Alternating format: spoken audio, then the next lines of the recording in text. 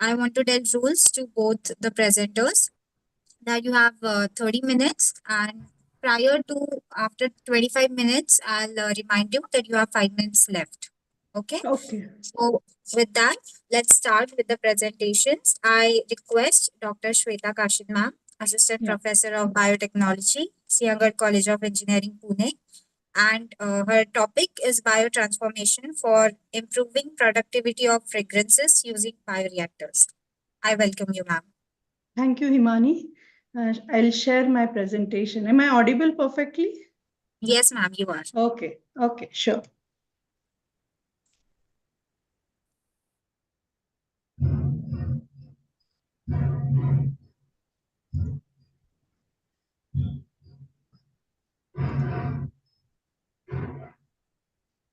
Is it visible? My screen is visible to everyone? Yes, yes, ma'am. Yeah.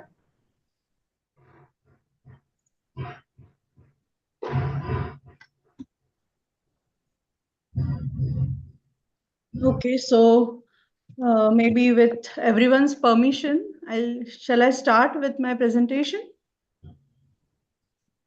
Yes. Yeah. So good afternoon, one and all. So this is Dr. Shweta Kashid, Assistant Professor, Department of Biotechnology, Sihagarh College of Engineering. And my PhD topic is biotransformations for improving the productivity of fragrances in bioreactors. I have completed my PhD in July 2023, and I worked under the guidance of Dr. Kalpana Joshi, who is head Department of Biotechnology, Sihagarh College of Engineering, and Dr. Sanjay Neni sir. I carried out this work in the research center of Savitribai Phule Pune University. So outline for my presentation will be introduction, motivation and objectives, materials and methods, then result discussion and major highlights from my studies.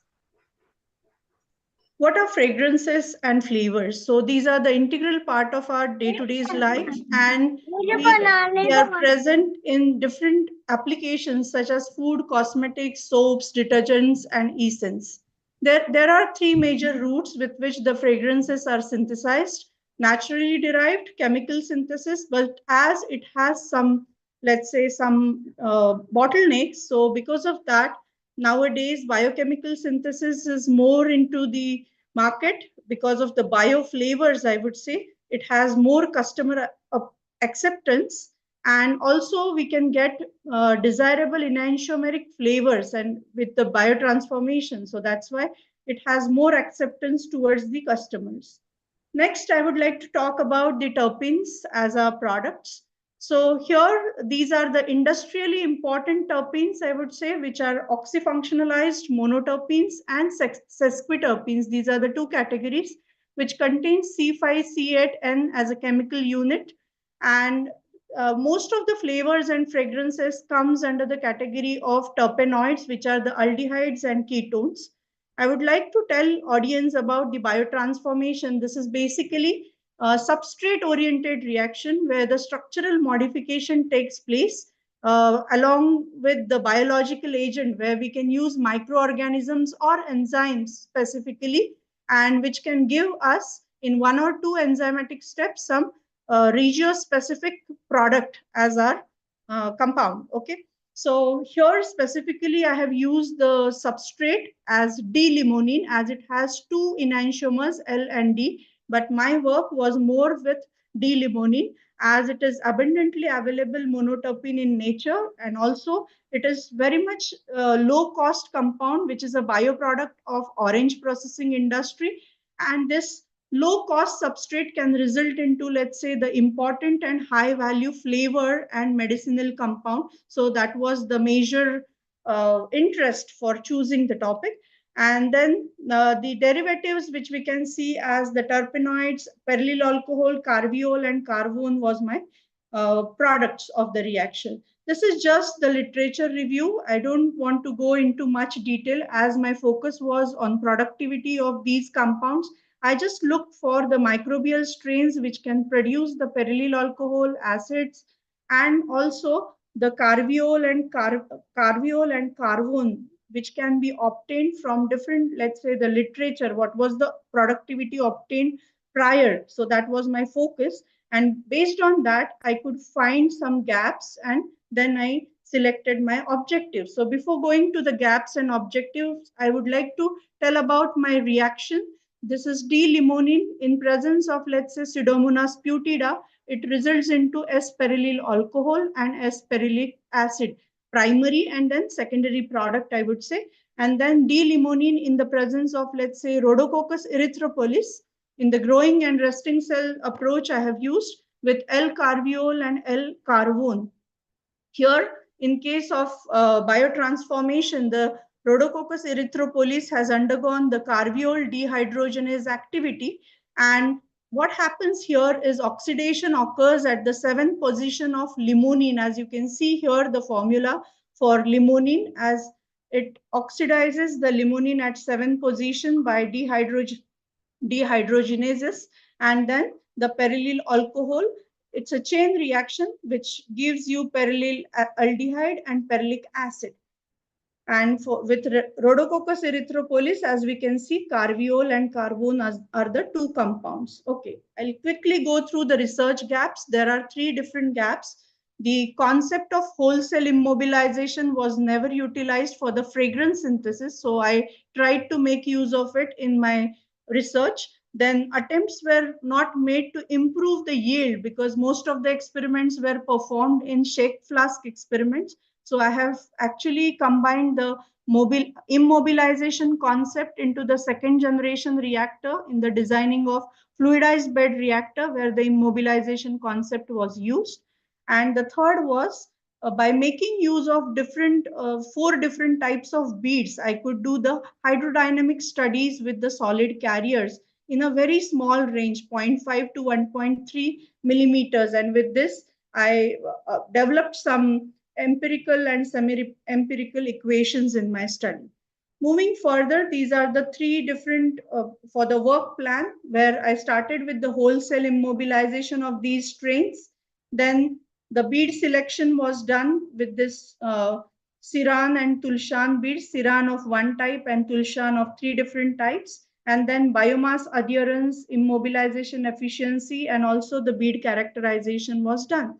Next was the strain characterization with specific activity, kinetic activity was done, and with the help of that, afterwards, the product extraction and qualitative and quantitative analysis was performed. Next was with the fragrance synthesis, as I talked about the reactor design. So fluidized bed reactor design was done along with the hydrodynamic parameter calculations and synthesis of products. Quickly, I'll go through the strains. These are my two strains. The Rhodococcus erythropolis obtained from NCIM 5234 and Pseudomonas putida NCIM 2112. And similarly, here you can see that the media utilized was MSM in case of Rhodococcus and E2. These are the optimized medias which were used in the studies. Here, the solid carriers, Siran beads, which are the purely glass beads, I'll be talking about it further. And these are the Thermax beads, which are Tulshan beads, I would say.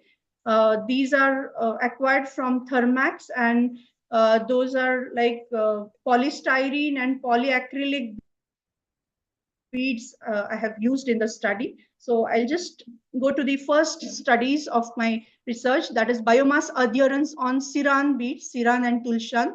So these are the properties. Siran were the glass beads with particle size of 0.4 to 1 mm with pore size of 7.4 micrometer. This was utilized as a USP for my studies because for the immobilization, when I performed, let's say the immobilization studies, I could see that with 6 grams of perfect height into the fluidized bed reactor, I could get the maximum biomass here, that is in the range of 6 grams. And for R. erythropolis, it has the emulsion forming capacity, I would say, characteristic, which gave me very large amount of biomass. If we can see here, these are the irregular shaped spherical beads with average size of 828.25 micron. These are the FESEM images, I would say, size electron microscopy, field emission size electron microscopy images. So this is the free bead picture, and here there is a immobilized bead picture where we can see the Rhodococcus erythropolis. As the pore size is larger, the cells can go inside and they could just entrap into the pores of the beads, and then I could easily carry out adherence, and also the entrapment was the principle behind the immobilization, I would say. This was the cell size obtained 1.156, that was micron. And for P. putida, cells were like distinct and discrete formation. There were no agglomerization of cells over the P. putida. So 3.1 micron was the size. These cells were bigger as compared to, let's say, the erythropolis cells. When the same studies were performed with the help of these tulshan, which are the lighter beads as compared to the glass beads, because for hydrodynamic studies, I actually preferred some lighter beads, and that's why the thermax beads were taken into consideration. So as we can see here, in case of polystyrene beads, we could see very good results of adherence with A1XMP and ADS 800. It could give for 6 grams beats 11.91, which was the highest amount of biomass which was obtained. But polyacrylic beads couldn't show that much adherence to the cell. Similarly, when FESCM was performed, these we can see that free beads are very much spherical in shape. Here we can see the adherence is the only principle, like adsorption uh, on the beads. So that was only the principle followed over here. And as we can see here, the surface pore size in case of Tulshan beads was in nanometer. So no entrapment was observed in this case. When immobilization was performed, the growth rate was also seen. So what we could see that the cells could double 20 minutes faster as compared to the free cell studies which were obtained. So here the rhodococcus takes pretty much time, around 7.22 as the doubling time, and the growth rate was 0.096 as we can see on the graph. And similarly, Putida could grow faster, doubling time of 1.22 hours. Similarly, when temperature studies were carried out with immobilization, so Rhodococcus erythropolis has that agglomeration capacity. It could give some agglomerates, so which can sustain some higher temperatures in the range of 35 to 38 degrees centigrade, we can say that. But no significant growth effect was observed in case of P. putida, which was only in the range of 30 degrees centigrade. Further, the limonene toxicity assays were performed, because the gaps which we could find was because of the emulsion formation, which gives you the lot of problems with the mass transfer diffusion. So it is very much important to find out the limonene toxicity. So some toxicity assays were designed, and we have carried out, let's say, the toxicity analysis at different concentrations starting from 0 to around 70 millimolar. But the here and the pellets were washed. It was, let's say, incubation was done for 16 hours and 20 hours for RE and 16 hours for P. putida. After centrifugation, the pellets were washed, and also the biomass was compared. So with that, the results obtained showed that there was like up to 30 millimolar, the limonene concentrations was sustained by the cells in the immobilization conditions. And also the immobilization efficiency calculated was around 63% in case of P. putida and R. erythropolis. The next objective was strain characterization with respect to substrate specificity.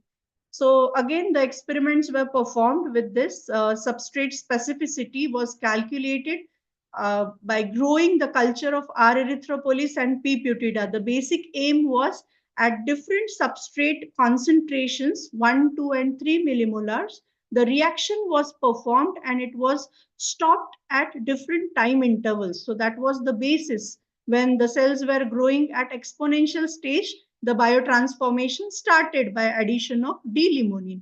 And then after certain time intervals, the reaction was stopped by adding the ice cold diethyl ether 1 ml to 1 ml. That was the equivolume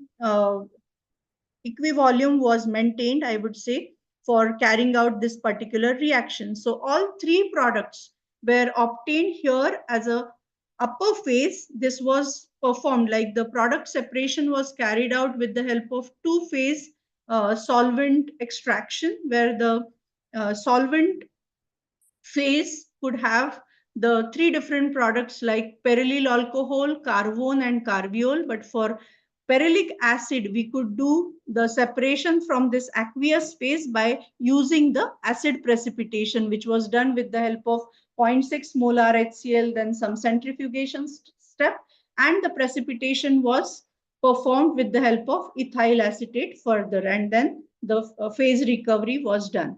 Further, the qualitative and quantitative analysis was performed.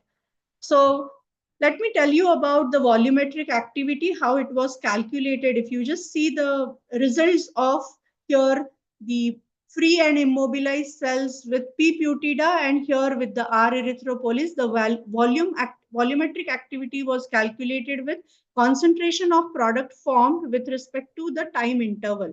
And once you get this volumetric activity, the specific activity will be volumetric activity divided by the gram cell dry weight. Based on the gram cell dry weight, it was calculated.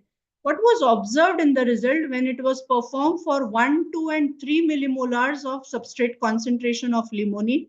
P. putida could give very good activities at 3 millimolar concentration with specific activity of 41 units per gram cell dry weight and volumetric activity of 218 units per uh, liquid aqueous phase, I would say.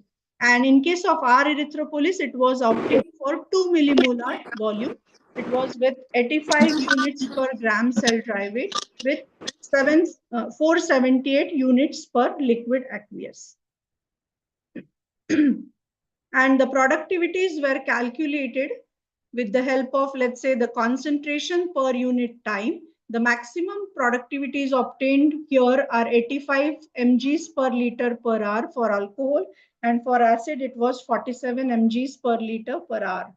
So what I could say that here, that primary products could show us the two-folds increase in product formation, such as perylyl alcohol and L-carviol are the primary products, and secondary products could show the three-folds increase in the activity, from increasing it to 47 mgs per liter per hour and 97 mgs per liter per hour.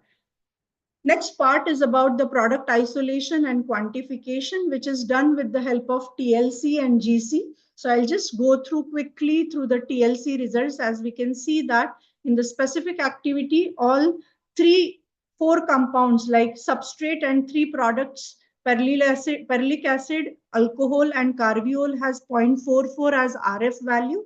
Only the carvone, that is the secondary product, we can get it as 0.66, which is again the red in color, and the other compounds were blue in color, so perfectly in that particular range. When the GC and GCMS, that is gas chromatography and mass spectrometry studies were performed. So I performed it with standards as well and without standards. So both ways it was checked. So retention time observed in case of perylyl alcohol was 20.3 minutes. Then perylic acid, it was 21.3. L-carviol, it was 18.7, and L-carvone, it was 18.9. Let's go towards the objective number 4. It is about the design of FBR and estimation of hydrodynamic parameters along with the fragrance synthesis in FBR. I'll just show you the reactor with which I have uh, performed my studies. Okay, just a second. So This was the fluidized bed reactor. As you can see, it is tapered at the bottom from where the oxygen supply was given from here, and a small aerator was used, and volume of reactor was around 300 ml, and this was the working volume. Thickness was 4 mm, and here the mesh was used so that uh, the immobilized cells or the glass part, the particles should not move out of the uh, reactor. So that's how the design was performed. The lower part of the frustum was having diameter of 1.8, as we can see here, which gets cylindrical when it goes at the top. We can see here, and it is twice the diameter of the frustum. Similarly, here I would like to tell about the hydrodynamic characteristics based on the Newtonian fluids, water, urea broth, MSM, and E2. These are the four media with which the hydrodynamic characteristics were checked. These are the densities mentioned because these were the calculated, and also the viscosities were checked with the help of redwood viscometer, and it was found to be in the Newtonian range of the liquids. When I tried to calculate the hydrodynamic characteristics, the very first thing was how to maintain the airflow rate inside the FBR, and different profiles were tried with the help of valve position because it was just the manually operated valve. So I just tried it with different positioning, 0.5%, 10% opening, and 20 to 25%. I could get the very good airflow rate, which was the optimized one, I could say that, and with the pressure range, which was required with the transient flow without much turbulence inside the reactor. And these are the different characteristics, the hydrodynamic characteristics, which were studied, like superficial gas velocity, static bed voidage, then drag coefficient, terminal settling velocity of all four beads, free state and immobilized state was calculated, along with the expansion index for all. One thing which was observed with the media when the airflow rate was optimized inside the reactor, in some of the cases, 3 to 4 centimeter foam formation was observed, which was again optimized and let's say lowered with the help of sunflower oil, which we have used here with 3 to 4 droplets, because olive oil was changing the media color to green. So that's why it was not utilized further. Let's talk about the hydrodynamic characteristics which we have studied here. When free cell beads were studied with drag coefficient along with the NRE, the plot was it was plotted on the graph, and same thing with immobilized cell beads. As we can see here, all the medias along with the Siran beads. So that's how the study was performed. The Siran beads have given lesser drag, I would say, in the range of zero point 0.6 to 46. But Tulshan cell-free beads, as though the cell there was a difference in the density between the media and the beads, and because of that it has provided the greater drag inside the reactor, which was around 1 to 126 in that particular range. And it was also observed that as it is inversely proportional to the terminal settling velocity of the beads, that's how we could get this value larger as compared to the Siran beads. The terminal Reynolds number of immobilized bead, it varied from zero point 0.2 to 95. So this was again the major impact of our study, because I would say that there was no work which was performed, the hydrodynamic work in the range of, let's say, Reynolds number below 100. So this was for the first time we have performed these hydrodynamic characteristics for the small diameter beads and at lower the Reynolds number below 100. So here is the another characteristic about the bed expansion. So it was calculated with the help of fluidization. It is uh, basically the ratio of fluidization velocity with the terminal settling velocity of that, and that gives you the expansion index. That immobilized cell beats shown the 1.5 to 3.3, so it is slightly lower as compared to the cell-free beads, and it is because of the roughness of the beads and bead deformability which was seen when the cells get adhered to the beads. This was the possible reason which we could found. Then Tulshan and Siran behaved as fixed bed at porosity of zero point 0.4. So above zero point 0.4, it was a completely fluidized bed, which we could see right now in my uh, video. And also with Siran, it was, let's say, zero point 0.6 and above, because the glass beads has more weight. So it took more, let's say, the air flow as well for to fluidize them, I would say. Okay. Next is, as I was talking about, not these are the studies from the literature, where only we can say that from 10 to 1000 Reynolds number work was done, and also the bead size was much higher as compared to the beads which I have used. So the expansion index was carried out and calculated, which was obtained like for immobilized cell beads 1.7 to 3.6, which was slightly lower than that of the free cell beads, which was 2.4 to 3.8. Here it is just compared with the other studies given from the literature to prove the point. So the next is about how when the biotransformation was performed with R erythropolis in case of fluidized bed reactor, what we can observe is here in the FBR, the same studies were performed uh, at stirred tank reactor, that is the flask experiment, I would say, with the same volume, and also FBR. We could see that there is a good biomass growth or significant biomass growth around 18 to 20 grams cell dry weight because of the aeration effect inside the FBR. And also the primary and secondary product growth was obtained, and it was seen significant growth for both the products like L-carvone and L-carviol over here. So we can see that the maximum productivity obtained for carviol was 39 mgs per liter, and which was very less in case of STR, which was 16. Similarly, L-carvone, it was 67.5 at 2 millimolar concentration, and for STR, it was 64.3 milligrams per liter per hour for 3 millimolar concentration of limonene. So this is just the enlarged graph where we can see clearly the profile for biomass, substrate depletion, and also here the product formation, I would say. Ma'am, Yeah. sorry to interrupt you, but you have 5 minutes left. Yeah, okay. I'm just about to finish. I'll just conclude. So with this, same, the P. putida, when the studies were performed with P. putida, here we can see that in STR, the maximum productivity was obtained for the primary product, that is S-perylyl alcohol, it was 63.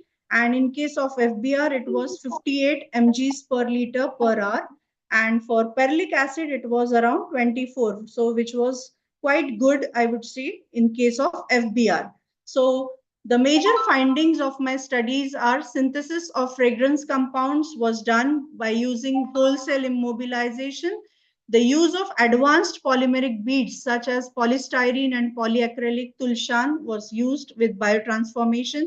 The investigation of role of mixing and defining optimized operating window was performed here in the this was the first attempt, and also the establishment of empirical correlations for all hydrodynamic studies considering the rheological properties. Basically the viscosity was considered for biological media in this particular study. And I would just like to talk about the significance. The wholesale immobilization resulted into threefold rise in specific activity and 10 folds in volumetric activity. Then immobilization on beads showed the significant limonene tolerance up to 30 to 35 millimolar, I would say. Then dimensionless correlations were proposed in three-phase FBR. FBR runs shows the increase in primary as well as the secondary product formation. FBR formed the emulsion inside the reactor after 30 hours. So it has affected the rate of product formation after 30 hours. It was seen in some reaction. FBR requires the optimization of substrate concentration with constant product removal. So this was the these are the references. I would like to conclude that this work was supported with the Aspire grant, which was of 3 lakhs rupees granted Aspire scheme from Savitribai Phule Pune University. So the complete work was done under this Aspire grant. These are the list of publications as I have published this work in with the biocatalysis and agricultural biocatalysis. These are 3 publications and conferences for of my PhD work. My deepest gratitude to all these people who are actually a part of my studies, and thank you all for listening me patiently and giving me this opportunity to basically talk on my PhD work in this MBSI PhD series forum. Thank you, Deshmukh sir, and thank you all the team of MBSI. Thank you. Thank you, ma'am. I welcome the questions now. Yeah. Hello. Yes, sir. This is Dr. Mukund Ambavde. Yes, sir.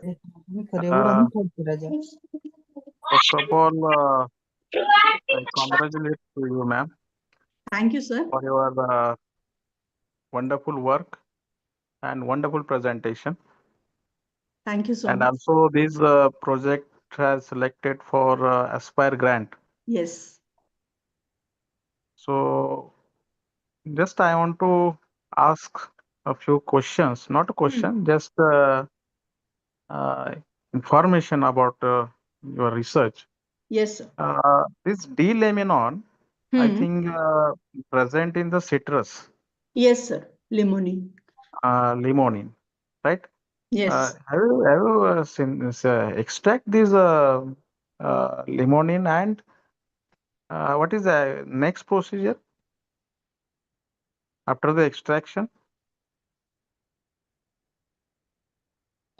Perfume industries, actually, I can say these were the what you can say, the residues which I have used or utilized in my studies, and these were provided from Quintessence and Ajmal perfumery. So they have actually given me the residues from their industries.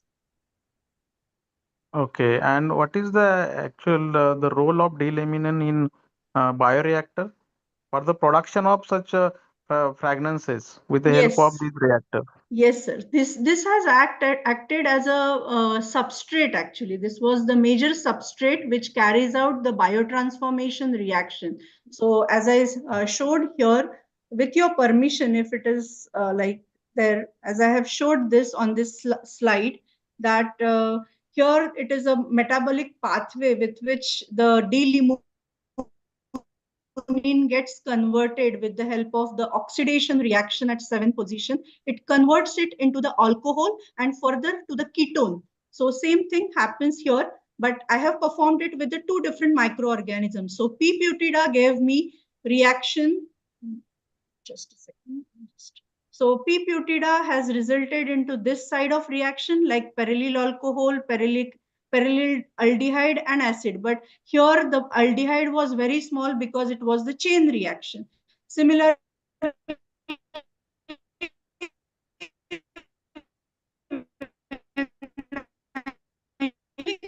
pathway active, I would say that the metabolic pathway is different in both the microorganisms. So the enzymatic activities utilized are different.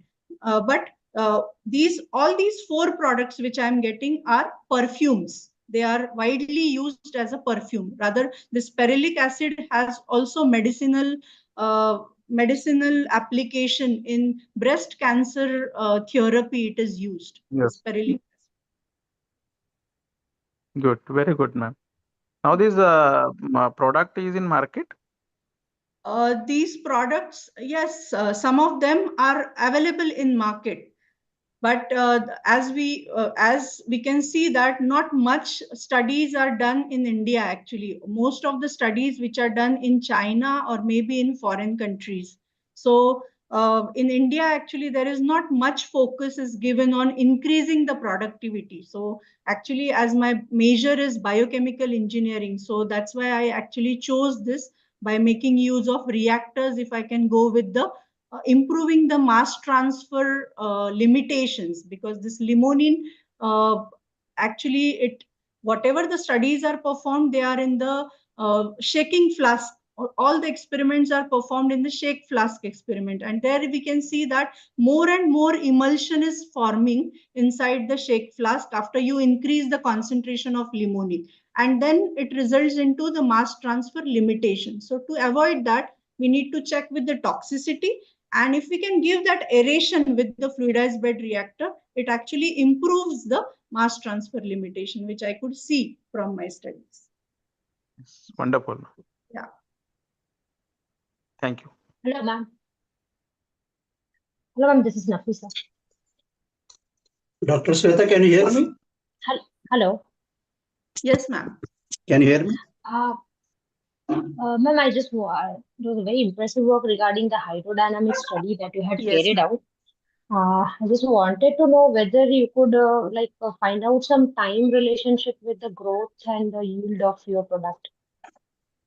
Yes, time relationship. That's how I have performed. Like for 48 hours, I have. You're talking about the hydrodynamics, right? Yeah, exactly. Or the production of compounds? Both. Like Okay. Yeah. hydrodynamics is like So if you could vary with the time variation, if that had some effect yes, on. yes, ma'am. Whatever I actually, because of the time constraint, I could not explain my studies. Actually, I just went through my studies. But no matter, like whatever reactions I have performed, it was performed for around 48 hours or 72 hours. But what I could see that, as I explained just before, with hydrodynamics, it perfectly works, right? In for 48 hours, for 72 hours. What is the bottleneck of this reaction is because of the emulsion formation. Because once you start producing the product, like at the start there is a limonene, and afterwards what happens? The product formation starts. Okay. So whenever we run this in a continuous manner, we have to take out the products continuously. Otherwise, in a batch process, what happens? The accumulation of products again results into the resistance, which is in the form of emulsion. And then the mass transfer stops everything. The diffusion resistance is there and it stops the reaction. That's what I could see. Yeah, so yeah. that's what I Maybe was I like. can, If you could, even I can show you from my profiles if you allow me to do so. Actually, fine, just yeah. Huh. It was So, like just if you could formulate like okay, after 24 hours or how much this much hours I have to remove my yes. product so See, that here, if you just see my reaction, so for 48 hours, after 48 hours, you can see maybe after 30 hours only, the emulsion formation has stopped. This substrate diffusion, what you can say, the substrate diffusion. So substrate is no more diffusing inside the reactor, and because of which the product formation also stops. Exactly. Yeah. Thank you. That was nice. Yeah.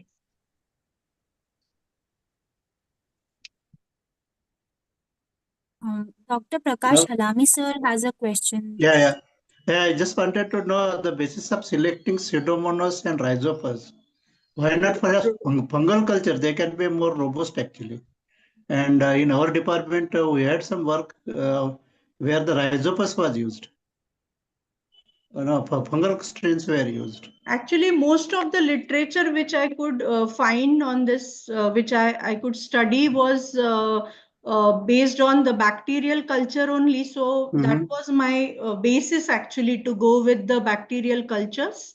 And I did isolate the bacterial culture. Actually, Dr. Sanjay Nene was working on these cultures earlier. So he wanted me to carry out basically to work on reactor part. That was our main aim. So what I could do is, from his previous studies, I could just take the NCIM reported cultures which he has isolated prior in one of the prior research, I would say, and then I could use them. So for fungal, I have not worked, sir. Okay. And how much percent conversion was there actually the initial substrate? The initial substrate conversion which was obtained was around, sir, 70% conversion I could see. 70 to 80% conversion. It was different. For Rhodococcus, it Okay. was more, but for Pseudomonas, it was less because Rhodococcus is more robust because of the impression forming capacity. It is just in the form of agglomerate. So entrapment and immobilization was wonderful inside the fluidized bed reactor.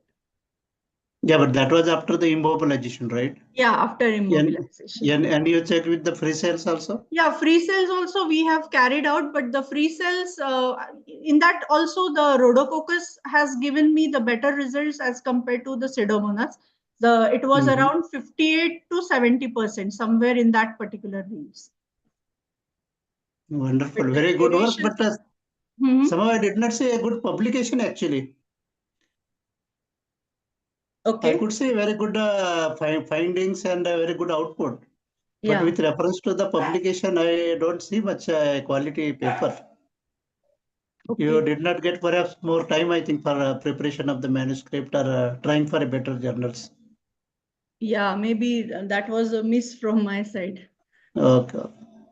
Congratulations. Very good presentation too. Yeah, thank you, sir. Any more questions? Okay, okay. Thank you, ma'am. Yeah. Thank you so much. Yes. I request the second presenter for our lecture, Dr. Avinash Survase sir, Yashwantrao Chavan Institute of Science, Satara, Maharashtra, India. And his topic is microbial synthesis, characterization, and applications of titanium and graphene nanoparticles. I welcome you, sir.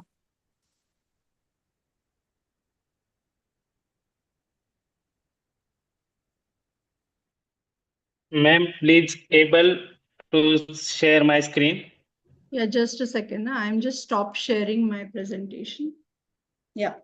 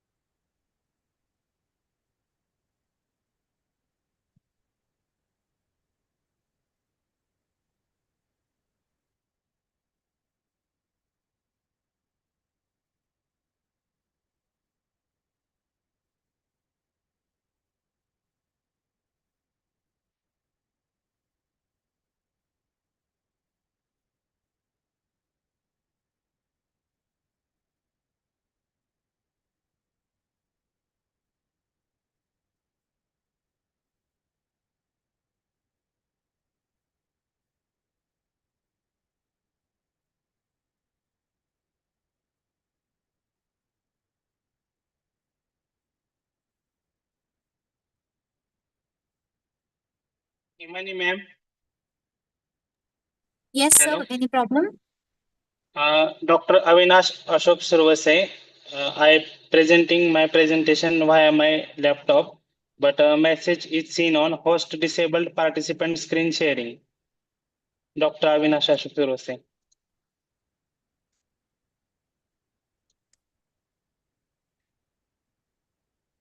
Sir, you are already a co-host. You can share your PPT. Ma'am, AAS is my mobile and Dr. Avinash Ashok Survase is my laptop. Can you shift co-host? Yes, sir. I'll do it. Yes, thank Yes, you. sir. I've done. Yeah.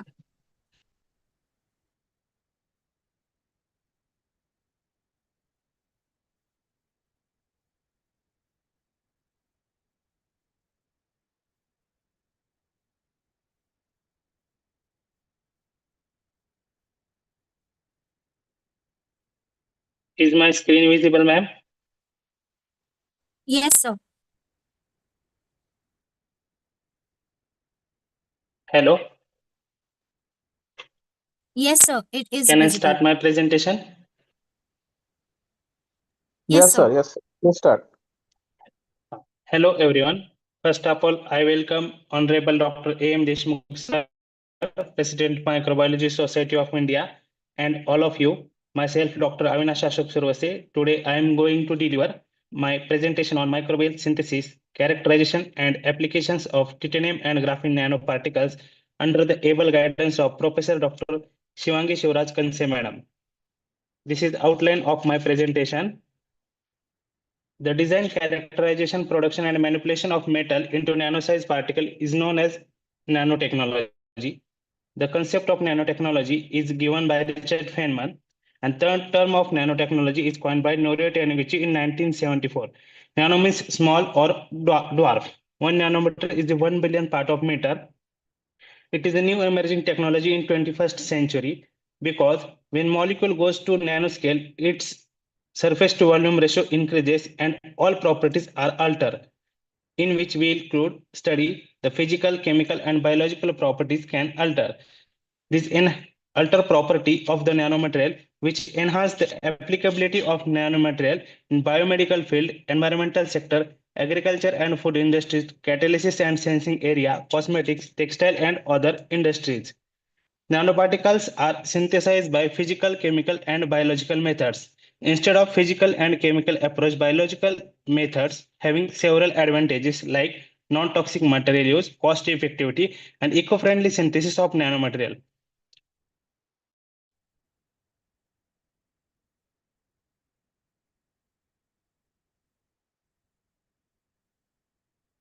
Nanoparticles. This is an overview of biology. Hello, ma'am. Yes, sir. Hello. Continue. Yes, sir. This is overview of biological synthesis of nanomaterial. In biological approach, plant or microorganism used as a reducing, stabilizing, and capping agent. Microorganism secreted enzymes and plant secreted phytochemicals are reacted with metal salts. It acts as a precursor. These precursors are converted into metal oxide nanoparticles. These metal oxide nanoparticles further purify and characterize by various biophysical techniques. This is a recent literature survey on synthesis of titanium dioxide and reduced graphene oxide nanoparticles with the help of microorganisms. These are the objective of my presentation: screening of microorganism producing titanium and graphene oxide nanoparticles, then identification of potential isolate by 16S, 18S, or 28S or ITS RNA sequencing, then characterization of nanoparticles by various biophysical techniques, and finally production optimization and applications of biological synthesized nanoparticles. In the methodological part, soil sample were collected from different area of the lunar lake. The collected soil sample further diluted and spread on nutrient agar plate or sabrodextrose agar plate. All samples are incubated for 37 degrees Celsius. We isolate 25 isolates from lunar lakes. All stock cultures used for synthesis of nanoparticles. Out of these, one fungus and one bacteria having potentiality to synthesize titanium dioxide and reduce graphene oxide nanoparticles. The promising cultures were identified with the help of 16S rRNA sequencing, internal transcript sequencing, 28S rRNA sequencing, and phylogenetic analysis. We use blast and neighbor joining method for the construction of phylogenetic analysis. Then finally, optimization of TiO2 nanoparticles by various techniques, various parameter, temperature, pH, and concentration of salts.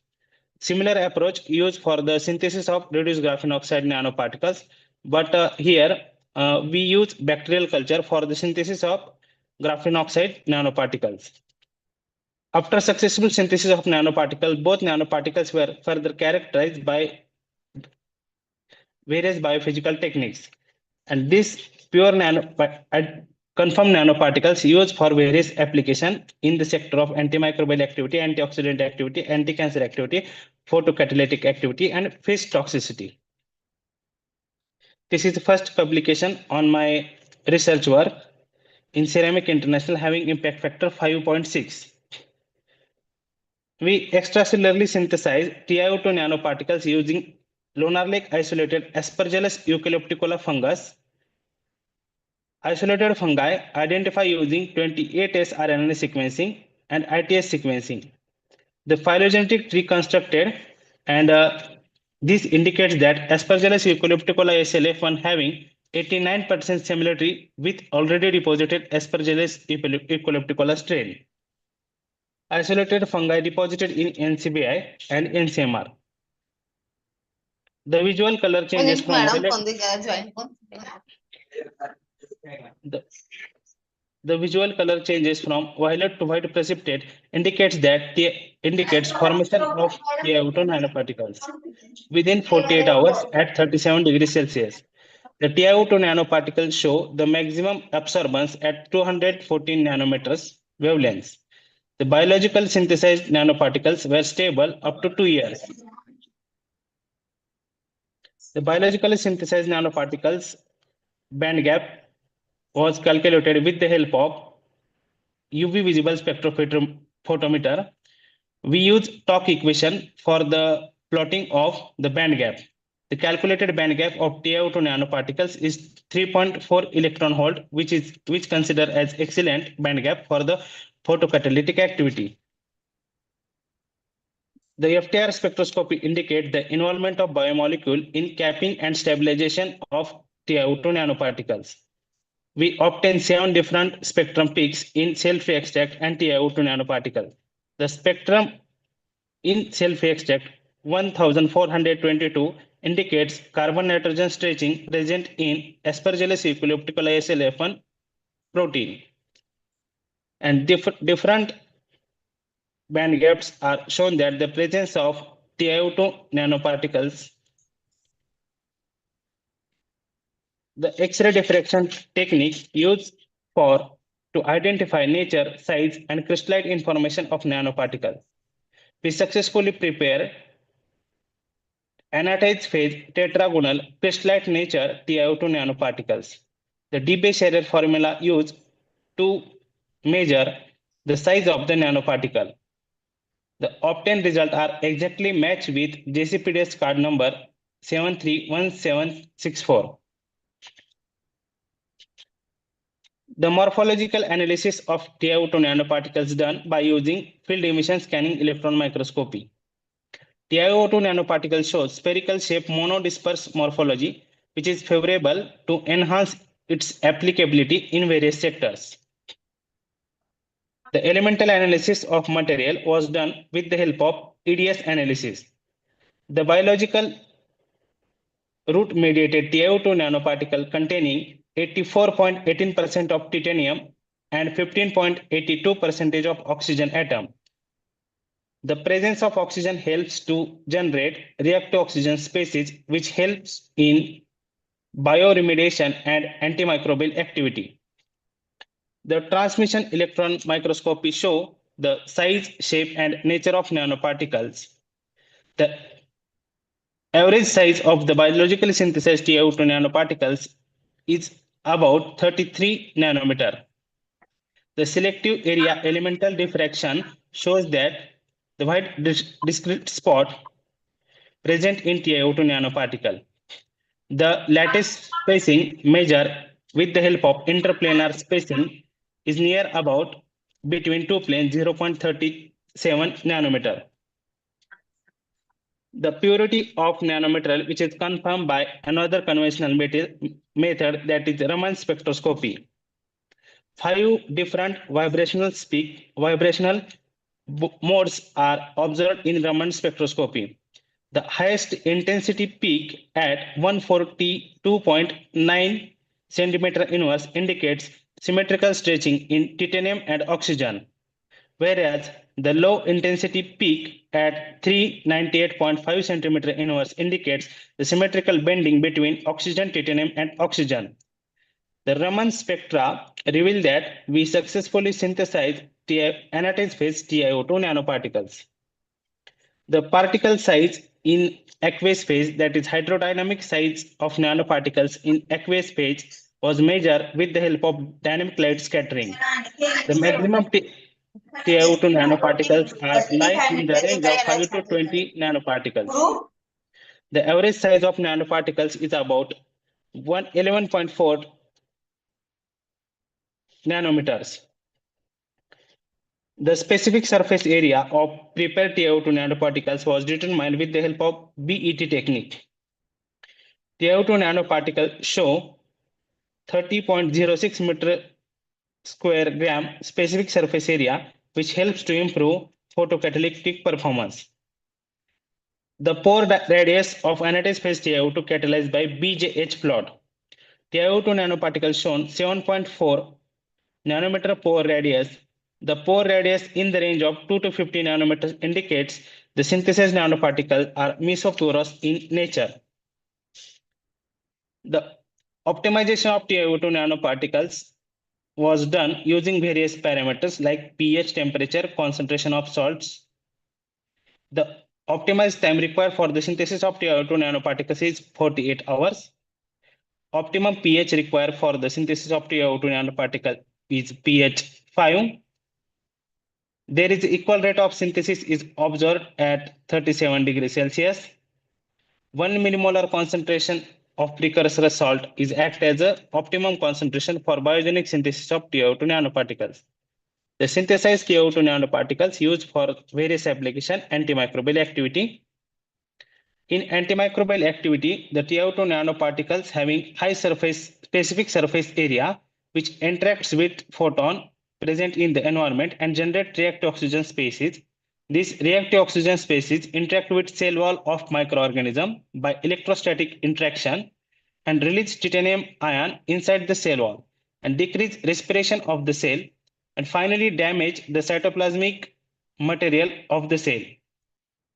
The agar well gel diffusion assay used for the antimicrobial activity analysis.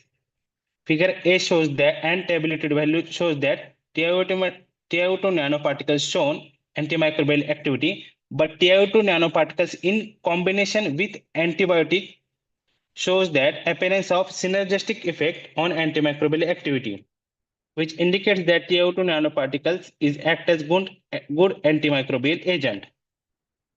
The antioxidant activity estimated with the help of DPPH assay. The TiO2 nanoparticle shows the excellent antioxidant activity in neutralization of the oxidative stress generated free radicals. This is a graphical presentation. You can observe that at 120 seconds, TiO2 show excellent antioxidant activity as compared to standard ascorbic acid. The anti-cancer activity of TiO2 nanoparticles estimated with the help of EMTT assay. Breast cancer is the most common diagnosis neoplasm in women. However, conventional therapies are adverse effect on women health. This leads to urgent need to invent new drugs to treat this cancer. In the experimentation, we biologically synthesize TiO2 nanoparticles, which inhibit the growth of AMD MB231 cell lines in dose-dependent manner. This anti-cancer activity, which shows that the estimated IC50 value is 56.41. With increased concentration of nanoparticle, shows the decreased viability of EMD MB231 cells. The figure represented with increased concentration, we reduces the activity of MDA MB231 cell lines. The fibroblast-like shape are observed in untreated sample, whereas when we treated TiO2 nanoparticle to MDA MB231 cell line, the uneven cytoplasmic evacuation and blumping is observed, which indicates that biologically prepared TiO2 nanoparticles act as excellent anti-cancer agent. Third application is textile dye degradation. This is a mechanism for textile dye degradation, oxidation reduction mechanism used for the dye degradation. Biologically synthesized material used for the degradation of C-reactive blue 194 diazo dye. We successfully degraded 99.7% degradation within 30 minutes with the help of TiO2 nanoparticles. The degraded dye was analyzed with the help of various characterization technique, TLC, thin layer chromatography. Here you can observe that figure A shows that the spot of pure dye, figure B shows that the degraded dye spot, and in co-sample which containing degraded dye spot and pure dye spot.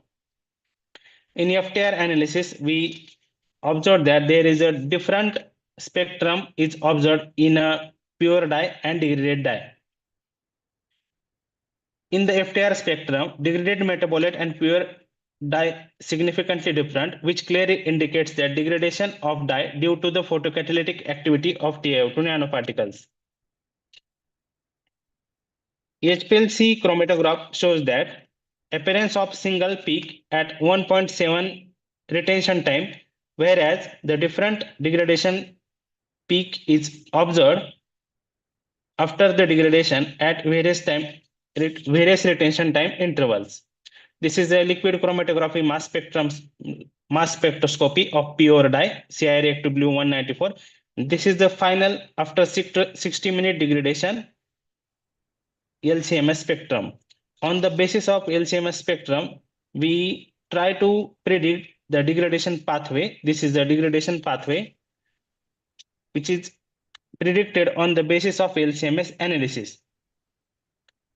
The phytotoxicity analysis of CI-reactive blue dye and degraded dye metabolite studies on 4 different seeds. It is clearly shown that pure dye is toxic to seeds, and after degradation treatment, the degraded dye metabolite improved the growth of the seedling.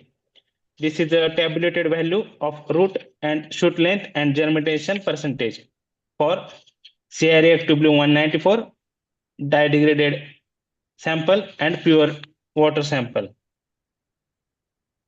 This is the optimized parameter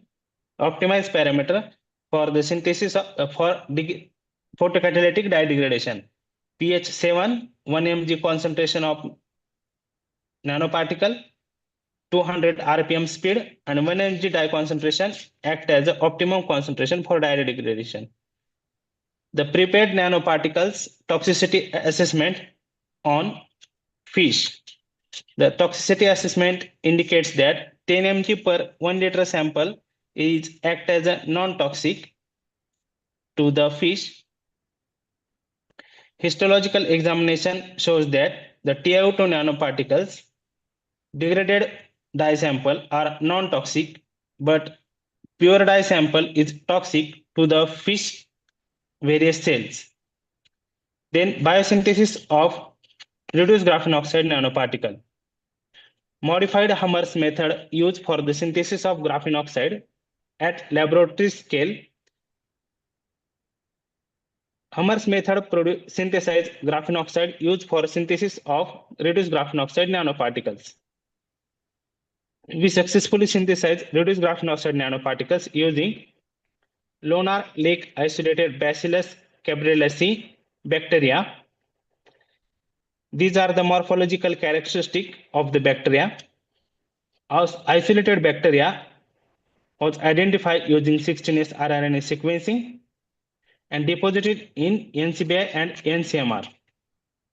The visual color changes from brown dark to black is a primary indication of synthesis of reduced graphene oxide nanoparticles. The synthesized reduced graphene oxide nanoparticles shown maximum absorbance at 269 nanometers, which indicates the conversion of sp3 hybridization of carbon into sp2 hybridization. Due to the reduction, the calculated band gap of reduced graphene oxide nanoparticle is about 3.2 electron volts. The FTIR show the involvement of various biomolecule in formation of reduced graphene oxide nanoparticles. The cell-free extract shown 3 different functional groups are actively involved in the formation of RGO nanoparticles. XRD spectrum shows that the nature of biological synthesis reduced graphene oxide nanoparticles. We successfully synthesize reduced graphene oxide nano sheets, those are crystallite in nature. Debye error formula using calculated crystallite size is near about 3.3 nanometer. The biological synthesis RGO is exactly RGO XRD spectrum is exactly matched with JCPDS card 751621. The field emission scanning electron microscopy of biological synthesized reduced graphene oxide nanoparticles show the ultra thin sheets with more surface area. RGO nanosheets are intraconnective to each other. The thickness of the sheet is about 1 nanometer. The EDS spectrum show only the presence of carbon and oxygen, increased concentration of carbon, which indicates that we successfully reduced the graphene oxide. The high resolution transmission electron microscopy show the high stack sheet interconnected with each other. Ultra thin monolayer biological bilayer multilayer sheets are visual in HR10. Here you can observe their multilayer, monolayer, and bilayer sheet of reduced graphene oxide nanosheets. The Raman spectroscopy shows that various modes present in reduced graphene oxide nanosheets. The increased intensity ratio indicates increased defective in reduced graphene oxide nanosheets. DLS show maximum reduced graphene oxide nanosheets are lie in the range of 60 to 80 nanometers. Average particle size of reduced graphene oxide nanosheets is about 73 nanometers. The specific surface area of the reduced graphene oxide nanosheets is about 139.53 meters square gram. As compared to graphene oxide, we enhance 10 times specific surface area of reduced graphene oxide. The pore radius of reduced graphene oxide nanosheets is about 2.12 nanometer, which lie in the range of mesoporous in nature, which enhance the charge separation to support increased photocatalytic performance. We successfully synthesize reduced graphene oxide nanosheets at optimum pH 7, 27 degrees Celsius temperature, 0.5 milligram salt concentration. This is the antimicrobial activity of reduced graphene oxide nanosheets. You can observe that we synergetically enhance the in combination of antibiotic, reduced graphene oxide nanosheets, antimicrobial activity. This is the antioxidant activity. Reduced graphene oxide activity, graphene oxide nanosheets show the enhanced antioxidant activity as compared to ascorbic acid. Similarly, with enhance the concentration of the RGO, the decrease the rate of breast cancer cell line and MDAMB 231. This is a diagrammatic presentation. Biologically synthesized reduced graphene oxide nanoparticles is used for the degradation, photocatalytic degradation of acid blue 113 dye.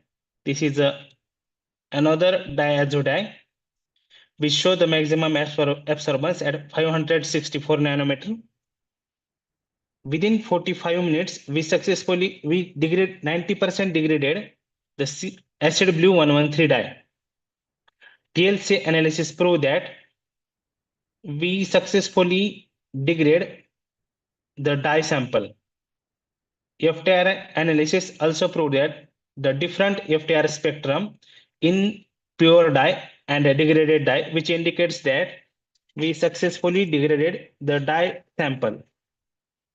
HVLC spectrum show that the different peaks appears at different positions, which is another techniques used for the analysis of dye degradation. And then LCMS analysis. On the basis of LCMS analysis, we predicted the pathway of the degradation. This is a phytotoxicity analysis which indicates pure dye are totally toxic and degraded product are non-toxic in nature. This is a tabulated format of phytotoxicity result. pH 5, 1 mg catalyst concentration, 300 rpm speed, and 1 mg dye concentration act as the optimum concentration for dye degradation.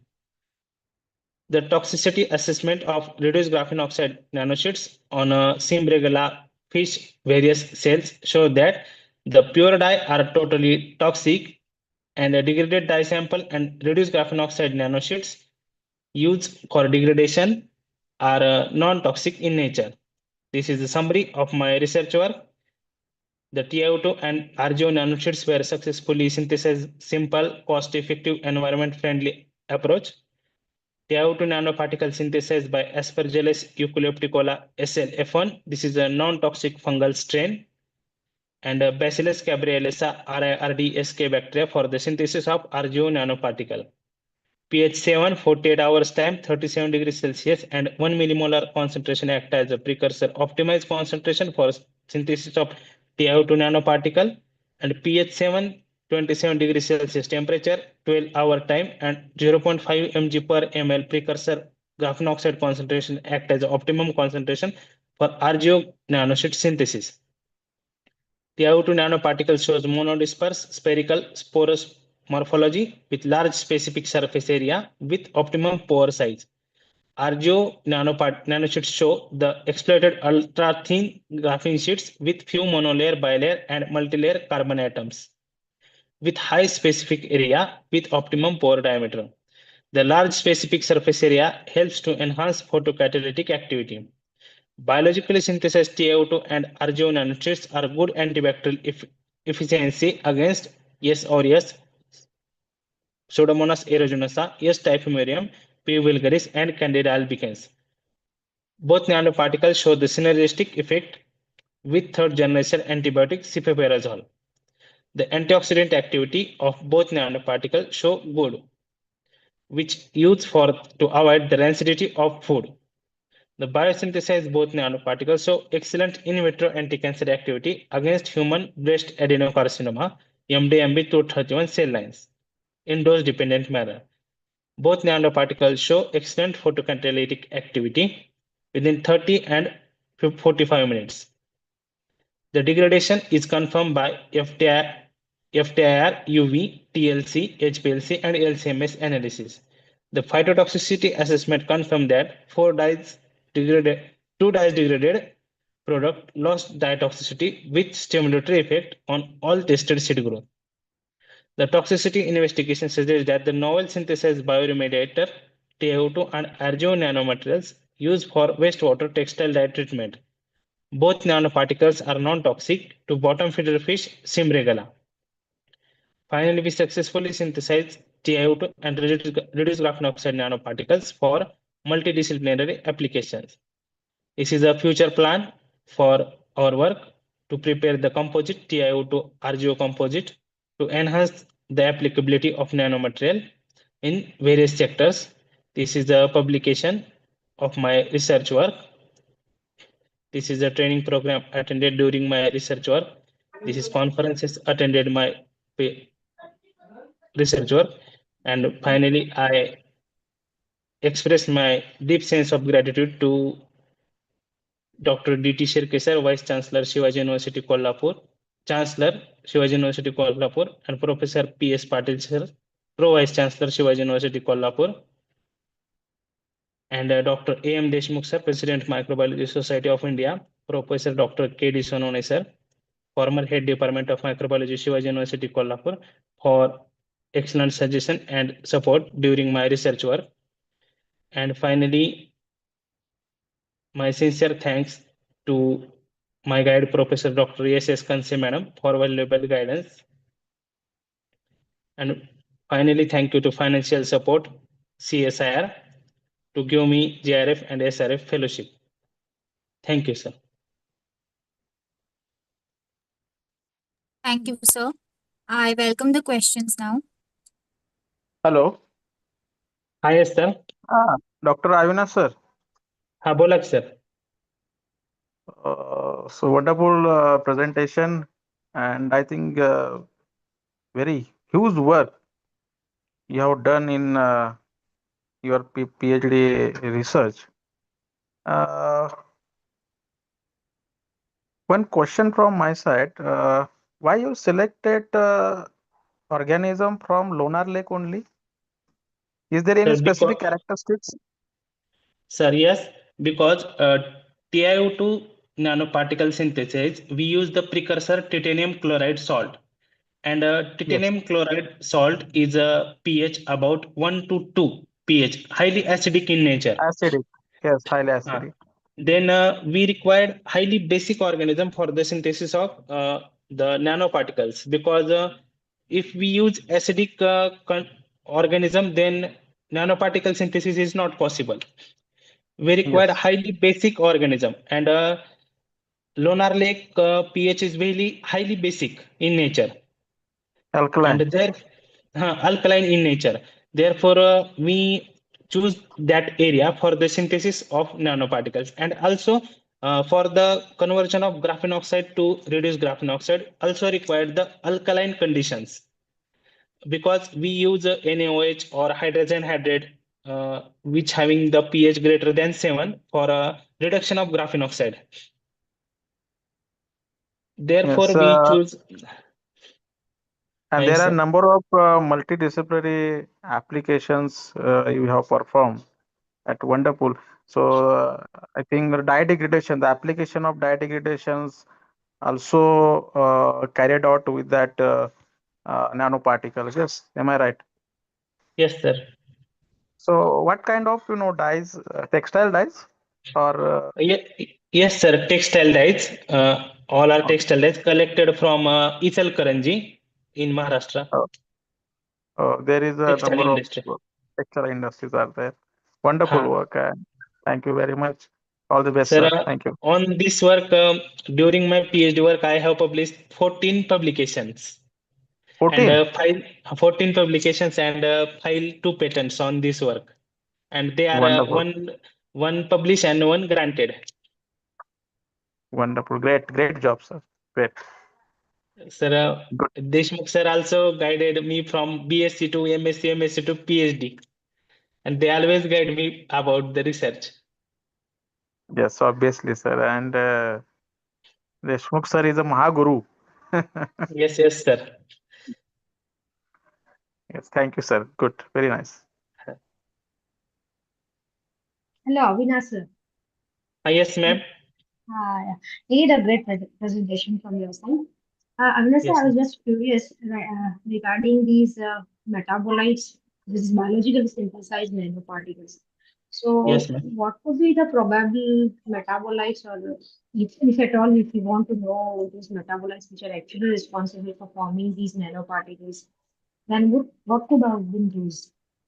Sir, madam, actually, I not extract the which metabolites exactly responsible for the synthesis of TiO2 and Hmm. RGO Hmm. nanoparticles. I think Yeah. organism containing various enzymes, and these Hmm. enzymes also responsible for the synthesis of both nanoparticles. But which Hmm. enzyme exactly responsible for the synthesis of both nanoparticles, I not uh, means not Yeah, determined that's during my work. mhm.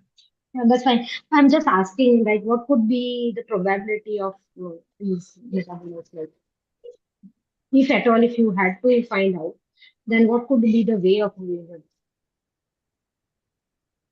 Yes, ma'am. If I want to know, if you were like, Huh? not, like if I rather want to know, okay, what could be those metabolites which are responsible, then what would be the method of knowing them? This is out Uh, of curiosity. I'm just asking. okay, okay. I think I required a, protein analysis technique for the Okay. Okay. identification. Mm-hmm. Is this page or other different technique for exact identification of enzyme and exact which Yeah. enzyme? Yeah. Okay. Okay. Thank you. Thank you very much, sir. Yes.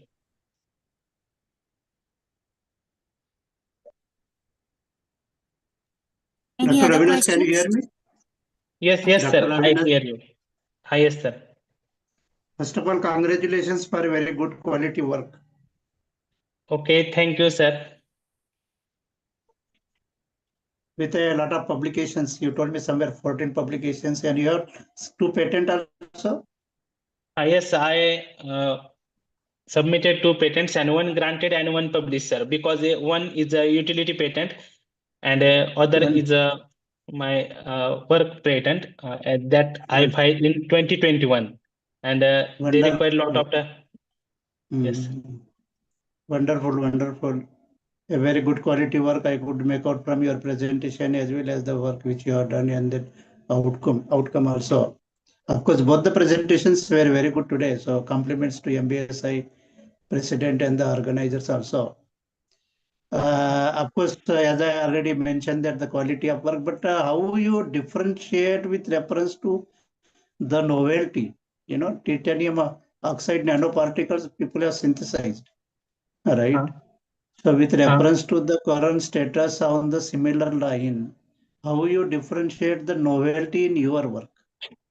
Sir, I hope, actually, yeah, yes, if we synthesize the TiO2 nanoparticles with the help of physical chemical methods, then okay, I also prepared the TiO2 with the help of physical methods like autoclave method, means hydro various physicals method and chemical reduction methods, and these nanoparticles show the less activity and applicability mm, as compared to biologically synthesized material.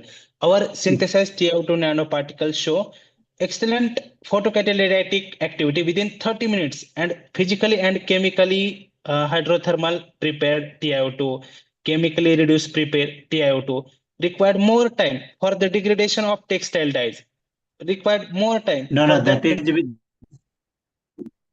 Okay, sir. 1 minute.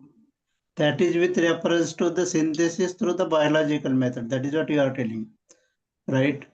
But within the biological methods using microorganism, whatever people have actually synthesized the TiO2, how the novelty in your work actually compared to the people what they have done? I hope my question is clear to you now. What Sir, is the novelty novelty. of your work with reference to the existing literature? Sir, novelty of my work is we first time Yes. prepared TiO2 with the help of Uh, Aspergillus eucalypticola, which is non-toxic fungus strain. Actually, TiO2 asper, prepared by as, Aspergillus niger. Huh? aspergillus use करके पहले बनाया है ना? Aspergillus Niger से बनाया है, Aspergillus यूकेलिप्टिकोला से first time prepare किया है, अभी तक My, दूसरी टाइम आइसोलेट हुआ है, फर्स्ट आइसोलेट हुआ है ऑस्ट्रेलिया में एस्परजिलस यूकेलिप्टिकोला नीलगिरी का जो फॉरेस्ट होता है उसमें आइसोलेट हुआ है, और हाँ. सेकंड टाइम आइसोलेट हुआ लोनार में, जो कि हमें आइसोलेट हुआ हमारे रिसर्च वर्क के दौरान, जो कि नॉन टॉक्सिक स्ट्रेन है. So you mean that is the novelty in your work? I don't think any plant you use microorganism use and fungal strain, you will get the novel nanoparticle. Now within the newer nanoparticle, what are their characteristics which was not reported, or the biological activity which you are showing the enhance antioxidant activity, enhance antimicrobial activity, enhance the cytotoxicity activity. Within that, do you see something different compared to the literature available? Yes sir. ना aspergillus कहीं का भी लगा वो कुछ ना कुछ तो बना के ही देगा तुमको, हाँ है ना? लेकिन हाँ हाँ ठीक है sir. And then you are telling with reference to the taxonomy of the aspergillus because it is isolated from eucalyptus rhizosphere, so it may be having some medicinal property. That is the culture characteristics. But with okay sir. reference to your nanoparticle, I am asking. Okay sir. Something must be there in your work. This is how actually you could publish that many papers.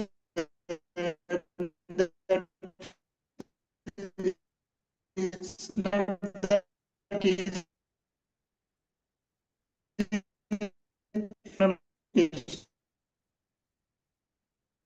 You okay must sir. तुम्हारा fellowship Yes, sir. Hello? I I not think we listen. lost the connection somewhere. Listen, Oh, connection you couldn't hear? है sir. अच्छा अच्छा, नहीं हाँ वही novelty के बारे में पूछ रहा था मैं. हाँ. How do you describe your findings which are novel or new compared to the literature available? Okay, sir. I will work on this. Thank you. Exactly. Okay, sir. So once again, congratulations. Very good work.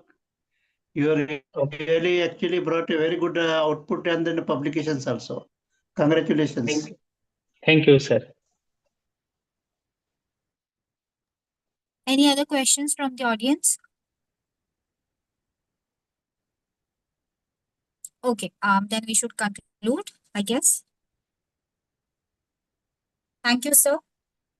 Thank you, ma'am. On behalf of Microbiology Society India, I thank both the presenters, Dr. Shweta Kashid ma'am, Assistant Professor of Biotechnology, Sinhagar College of Engineering, Pune, and Dr. Avinash Ashok Survase, sir, Yashwantrao Savan Institute of Science, Satara, Maharashtra, India.